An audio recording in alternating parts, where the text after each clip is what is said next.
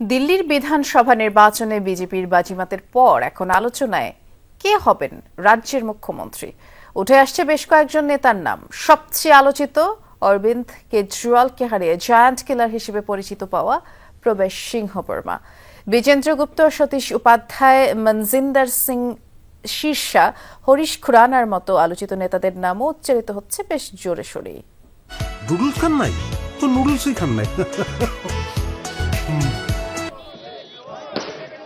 দিল্লির ক্ষমতায় পালাবদল, ২৭ বছরের খরা ঘুচিয়ে বিজেপির মসনদ নিশ্চিত হলেও সেখানে কাকে বসাতে যাচ্ছে দলটি এখনও তা প্রকাশ করা হয়নি।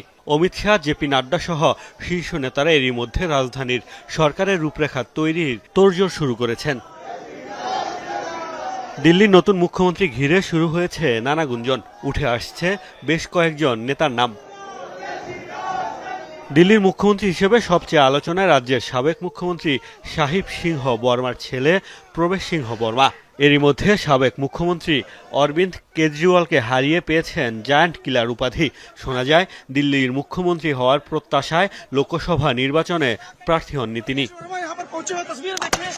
মুখ্যমন্ত্রী হওয়ার দৌড়ে আছেন দিল্লির বিধানসভার সাবেক বিরোধী দলীয় নেতা বিজেন্দ্র গুপ্ত। আবগারির দুর্নীতি ইস্যুতে পার্লামেন্টে সদ্য সাবেক সরকারকে কোণঠাসা করে নজরে এসেছিলেন তিনি।